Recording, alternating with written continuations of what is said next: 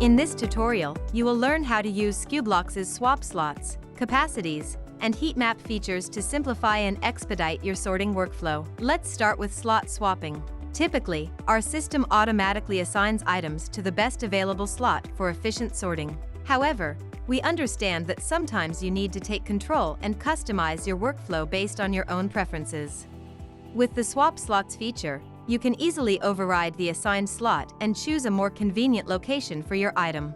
Simply scan your product, and Skublox will guide you to a slot on the wall. If you think there's a better place for your order, you can tap the name of the slot and change it to another available slot. To make your sorting process even more organized and efficient, you can also add capacities to each of your slots. This allows you to designate certain slots for larger items or orders and others for smaller ones. Head to the Actions menu on your sorting wall and click Manage Capacities. From there, simply tap Add New Capacity and enter the name and volume of your new capacity using your preferred units of measurement.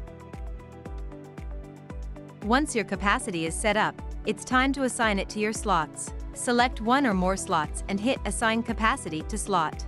Choose the capacity you just created, and you're all set.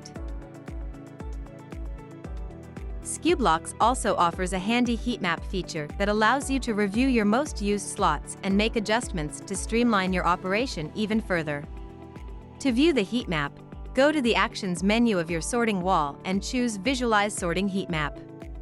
The color of the slots will represent the number of units sorted by the user, making it easy to see which slots are most commonly used at a glance. With Skublox's swap slots, capacities, and heatmap features, you can easily customize your sorting system to suit your workflow and ensure efficient and organized sorting every time.